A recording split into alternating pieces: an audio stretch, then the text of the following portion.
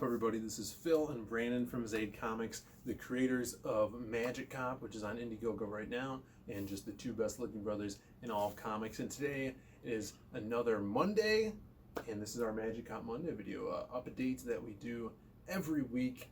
And this week we have a lot of stuff going on, a lot of streams that we've been on in the past couple weeks. We're on Crystal McGee's stream and Mandy Summer's stream.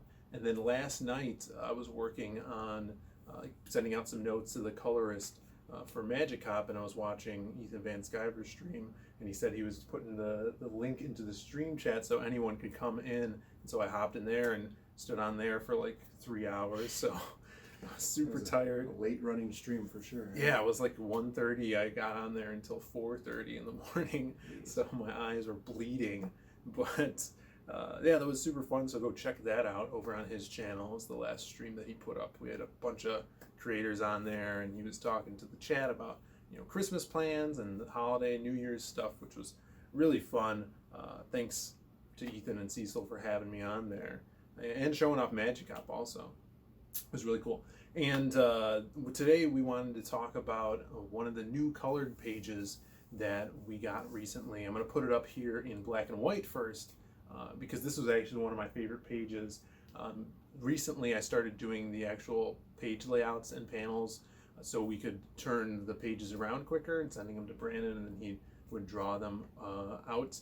And for this one, I kind of wanted it to be really eerie feeling, even down to the panel layouts. You have the first two, or the second and third technically panels on here on a like an askewed angle to give that unbalanced feeling and uneasiness to it. And then Brandon just killed it with all the dark shots here in the silhouettes of our big bad boss at the bottom of the page, Bone Daddy-O. So that was really, really cool. And how do you have any notes on drawing this guy? A lot of inking went into this page. Yeah, pages like this with the so much black in the background, they actually go really fast for me because you don't have to draw a bunch of stuff in the background and everything. But placing the shadows correctly is something that's really, really important. And you could see, like, if you look at the skeleton or like the skull, some of the shadows are overly exaggerated. Like his cheekbones are lit from the top instead of being lit from the bottom where like the light would be coming from. But I think that it adds like something that kind of doesn't make sense to the viewer. Like if you have a wrong lighting or something, it's very obvious. Yeah. Here the character's so eerie that something like that is going to convey not like, oh, this looks like it's wrong. It kind of looks like supernatural. Yeah, like supernatural, right? Where you're getting like a totally eerie vibe from this guy. Yeah. And when the page is black and white, or you're showing it in black and white, it looks super cool. Like it even looks like a logo of some sort, just because it kind of just is very easy to fade into any color background, or like here it's the black background. And I also wanted to share the shadow from the skull going into his background into when he's a silhouette in the previous panel and Koofy's looking at him. We don't really get to see exactly who it is, so I wanted to share that so that it conveyed like a singular character. Yeah, I actually came up, this whole page was revolved around that last panel there, because I'm a huge fan of the Alan Moore's saga of Swamp Thing, and he did that with artists, a lot of it with Stephen Bissette, and he does this a lot where it's just a profile shot of a character, whether it be Abigail Arcane or Swamp Thing, and maybe having some like deep inner monologue, but it's just their profile where they just seep into the panel, the previous panel, and there's no background at all. And that's where I kind of got the idea for this. I really wanted that and figured this would be the perfect spot to throw that in there. So everything is kind of was conceived under having that panel be their last. Now we got the colored version of that, which we'll put up now, and it changes the whole scene, just adding the color and enhances the whole page. I think it makes the smoke look much better. I was very surprised, like, oh, that looks really cool, and I saw what you were going for with that, whereas in the black and white one it looked really stringy, but here it with the color, it makes it pop. Yeah, he's able to take the color and kind of make the smoke have a dynamic, like, gradient effect. So the closer you are to the match tip, you can get brighter, and then you go a little bit further from that, and then some of the smoke is able to retain the color of the fire, which is pretty cool. I think that it totally does add depth to this page, because, like, if you imagine that second panel on the page, with Koopy's face, all of that in the background was white, and what else could you really do with that? You could put in some, like, hashing or something, I guess, but making it that gray, or like tan warm gray, it brings it down into the darkness of the rest of the page, and since the page doesn't have any white borders or anything like that, it really brings everything together.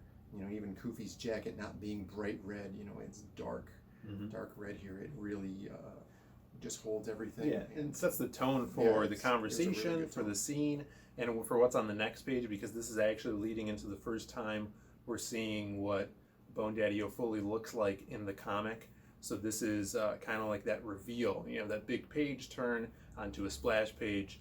But yeah, just wanted to show this page off for you, because I thought it was a great example for using panel layouts to set an emotion and a tone for the scene.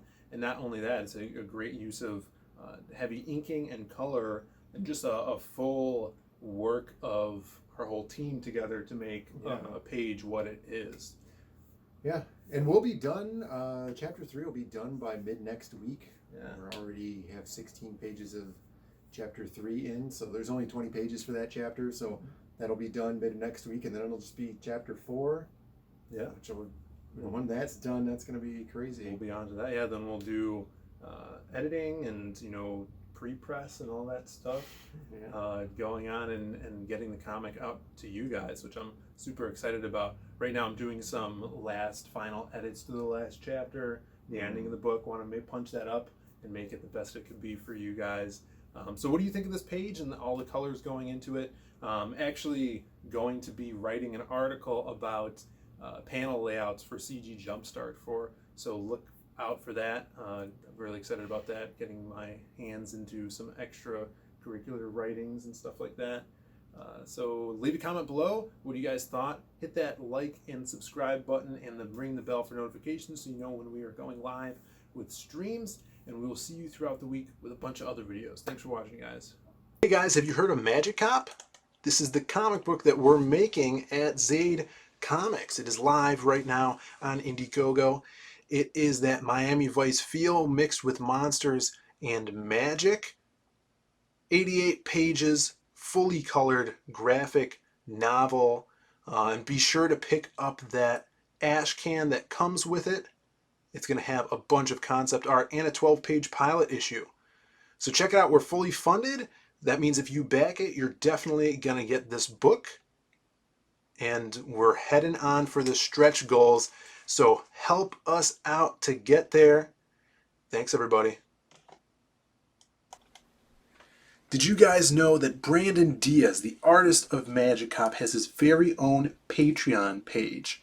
You guys can head on over there and pledge for either $5 or $8 a month, and you get these beautiful digitally painted pictures by Brandon. He does one a week for all of his members. So head on over there, check it out.